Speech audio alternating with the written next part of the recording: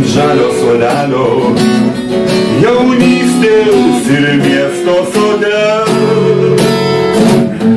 Tą meilės skandalį visi ir šiandien gali sutikti jarį ir žinoma save, kiek meilės skandalio ant žalio suolelio, jaunystės ir miesto sode.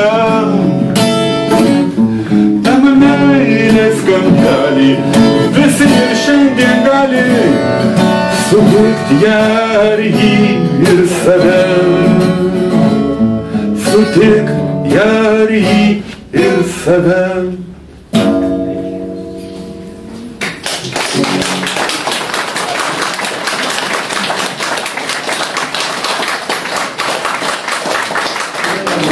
Nu taip, Albertai, žiūriu, alytiškų nepamirštėlis. Kaip juos pamiršė? Brendžio nenorėčiau, būčiau neparvažiavęs. Tu visą laiką apie gražiai be žūro galo pasakai, tai čia įdomiausia mintį. Šiaip tai kalbam aktualiom temom. Poezija ir brendis tai yra vienas brolis ir sesuo, žinai. Papildantys dalykai. Taip. Vienas be kito negyvuliuoja. Linkėjimus visiems Glukoidą. Sekasi suburti tokią komandą ir biblioteką, atrodo, tai knygos, tai yra skaitymas, o jūs surenkat ir muzikantus. Žinot, tarp mūsų bibliotekų direktorių yra toks posakis. Kas yra bibliotekos direktorė? Tai yra moterys durnos ir drūtos.